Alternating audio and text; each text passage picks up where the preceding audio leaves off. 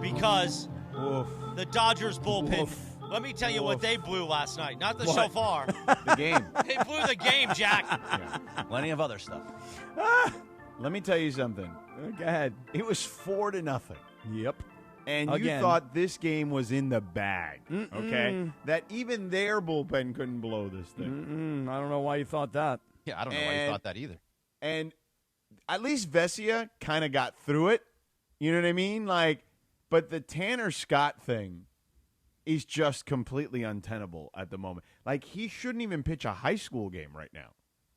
So, listen, last night, because just let's back up. So yesterday was Tuesday. The week before, George, you and me, the crazy Hernandez brothers, were at the Dodger game, right? We see Ohtani go 5 innings of no-hit ball. As I recall on that night, somebody could check me. What did he pitch? 67, 68 pitches in total? Pitches, right. Yeah, approximately, yes. And we were all like, why would you pull him out now? And then, of course, Dave Roberts said after the game, that's because that was the game plan. Okay, fine.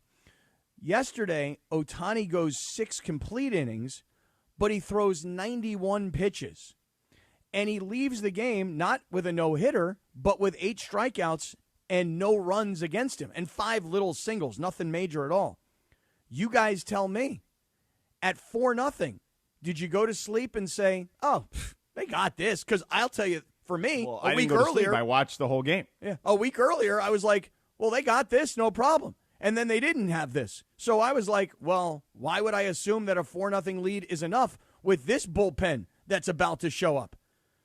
And I was not necessarily surprised by the end result last night because this bullpen stinks. I mean, yes and no, though. It does feel like you should win a game where you're up 4-0 with, I don't know, they were in the 7th inning when it was 4-0. Right, but wasn't that the same exact thing that happened exactly 1 week ago to the exact same starting pitcher? Well, no, Ohtani pitched 5, I thought, right? Right, I mean, but, okay, so wait. More of the game left at that point. Right, but, Ohtani pitched 5 last week. Right. He pitched 6 last night. He Right. had 5 no-hit innings last week and had a 4-0 lead when he left. He pitched 6 scoreless innings last night and left with a 4-0 lead. It's virtually the same minus the 1 inning. I mean, 1 inning is not a small thing, in my opinion. Maybe I'm wrong, but I was surprised at the way that it all went down. I didn't expect this to be the result that we saw. When they got into that 7th inning and it became a 1-run game, then, of course, things changed for me. But I did not expect that inning to go the way it went. If you watch this team over the last full year or even the last 2 months, just call it, this is a consistent thing that's happening. They are consistently blowing games. Tanner Scott has blown 10 games by himself. I think they have 26. Which, by the way, I believe prior to that, I think the year before he only had 2? Yes, or maybe, last year. Yeah. Last year he had 2 blown saves. Yeah. This year he has 10. I think the entire bullpen has, around 26. It's bad. This whole bullpen has been bad for quite some time, and every single time somebody comes in, there's not one guy, not one singular player in that bullpen that you think, okay, he's going to get through it. Not even Vesia. No. No. I mean, why he got through it. Vesia? Why Vesia? Vesia's been good this year. He had 2 walks last Right, night. but Cap, listen to the host of the Blue Review. He has been good this year. Yeah, he's been good, but he hasn't been great, and he hasn't been over. Like when he comes in, you're not like, okay, it's over, shut it down, time. He's as well. I don't know if there's like a guy that. Well, that's my point. But hold on, bro. Let me finish. I don't know if there's a guy that comes in the 7th or 8th inning generally that you're like, oh, shut it down. It's never going to happen. You know what I mean? Like I think that's.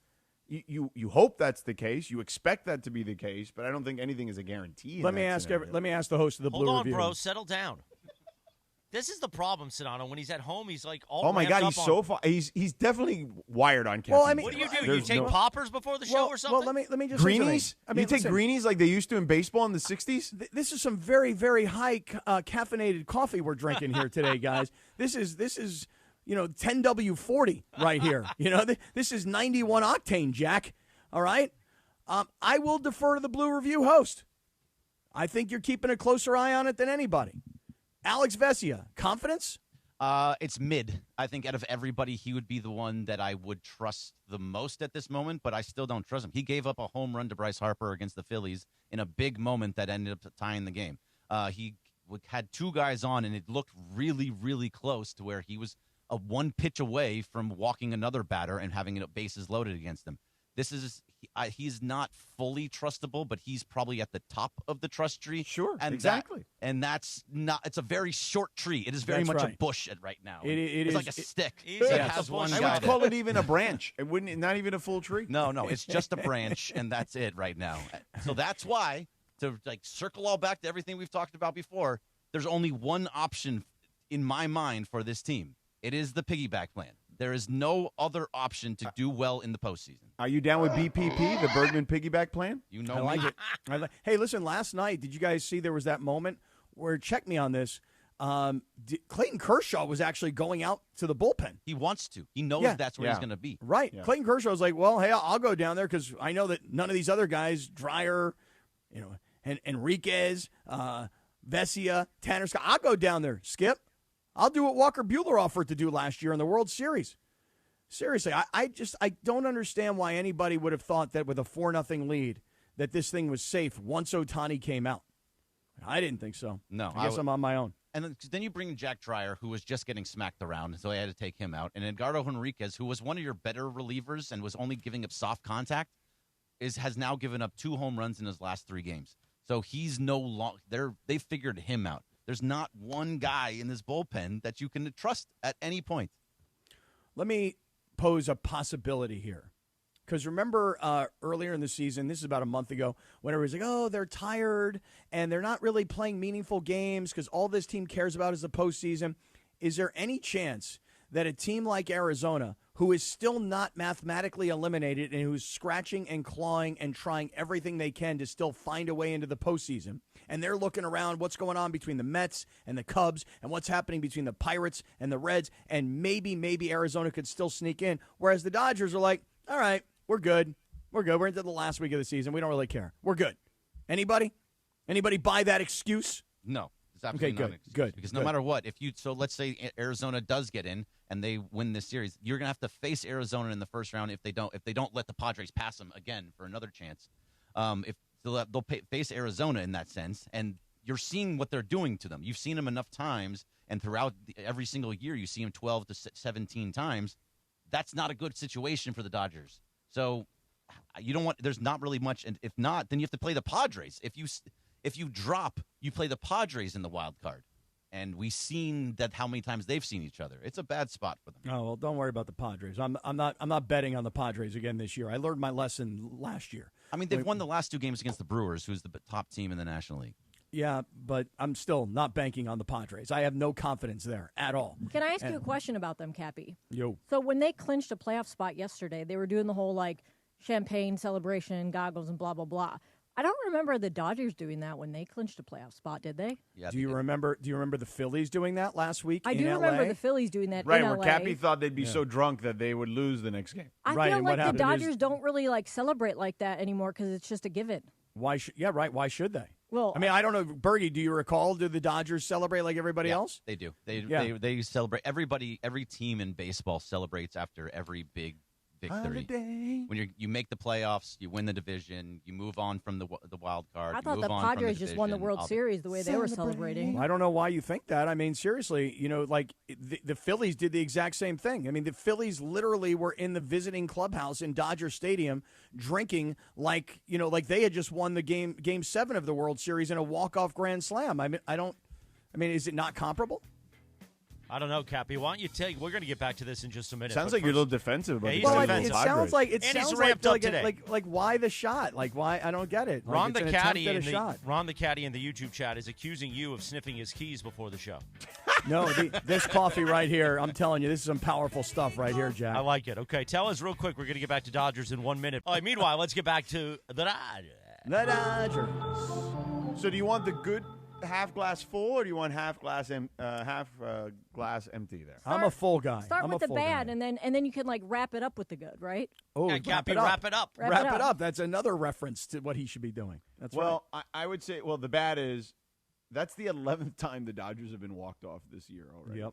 Yep. That's pretty bad. Yeah. The good is they are stretching out Ohtani.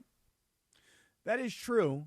And by the way, that good of stretching out Ohtani, I think, intimates that the notion of Ohtani coming out of the bullpen is probably not really what they're thinking, that they're probably more likely to be thinking about Ohtani as a starter in the postseason than as a reliever. But why? If every time, like, don't you think, especially Ohtani, since he's been pitching so well, gets mad when they're like, I know obviously he's a team player and he's not going to show it, but like I'd be like, what the hell, man? Another great start blown by you guys. Like I would be like, no, just either A, keep me in, or let me be like the long relief guy. Well, maybe that's what they're thinking, is that they will keep him in longer.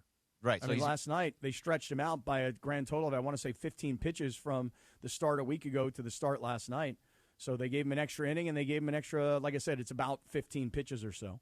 Yeah. So maybe they are thinking about stretching him out. Here's the one thing, though, guys. Well, he's going to start game one wherever, right? Like that's it right now. He's done for the regular season. So he is done for the regular season, and there is the thought that he would be starting game one. And then there's the other thought process, which would be that he would wait and start game three so that maybe they don't even get to game three in the wild card. And, you know, there's a lot of data, obviously, that tells you that he's a better hitter when he's not pitching and he's less of a hitter when he is pitching. But I'll just say this about one thing that Dave Roberts said last night. I don't know if you guys saw this quote. He said, and this is talking about the relief staff. He says, I see guys being careful, getting behind, walking guys, hit batsmen. That's a sign, listen carefully, that's a sign of you're either scared or you're pitching too careful. That's the facts. You're not having the conviction in executing pitches for fear of failure or getting hit. At this time of the season, you got to put everything out there and trust that it's going to be good. Dude, when your manager is calling out your bullpen for a fear of failure, guys, listen, we've been talking about Dave Roberts and how kind of calm he is all season.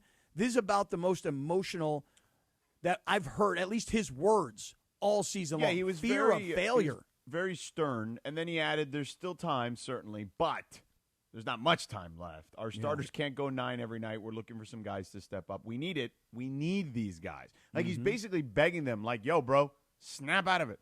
Mm-hmm. So, and also today, Roki Sasaki is going to be brought up from the minor leagues. Oh, yeah, I saw that. So that's a game changer or no? It can be. It possibly can be For somebody. I'd throw him in the bullpen right now. What do you have to lose? He's already pitching. He's pitching from the bullpen right now in AAA. So when he comes up, that's where he's going to be. He's hitting 90. He's right around 98. He's hitting triple digits. So he possibly can come in and be that guy that they haven't really seen because he's been out since I think May.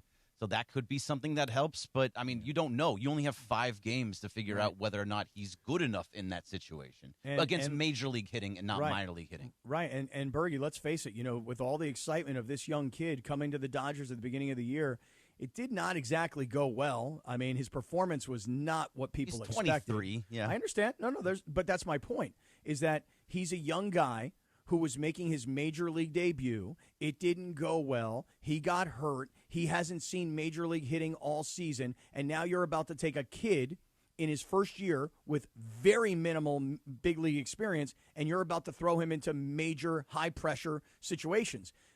I'm not so sure. How would we know? Look, if this was in August and they did this, I'd be like, okay, that's cool. He's got a lot of time to ramp up to get to that. Now he's only got 5 games. And you're not going to pitch in all 5 of those games. You maybe get two, maybe 3 games that he has a chance to do it. So, I mean, hopefully this is something that'll help. But like you said, Cappy, also, Kershaw went back to the bullpen. He knows that's where he's going to be. So he wants to get out there. They might put him out there tonight. Yeah, I mean, but agreed. I don't know what it'll translate to against major leaguers, but he has looked really good, apparently, as I'm looking at it here in Oklahoma City. Yeah. So, I mean, he's actually throwing with more velocity right now. Yeah, how good? That was earlier in the season. How good? 100. What are you seeing? He's hitting 100. No, but besides velocity, like what else are you seeing at his rehab starts or his rehab assignment in Oklahoma City? I got rid of it. Because I'm not looking at the minor league So I've seen a lot of it. He's not walking guys. That was a big problem for him, and all the relievers not being able to throw strikes. He is not walking guys. He's throwing strikes, and that's not something that this bullpen is not doing.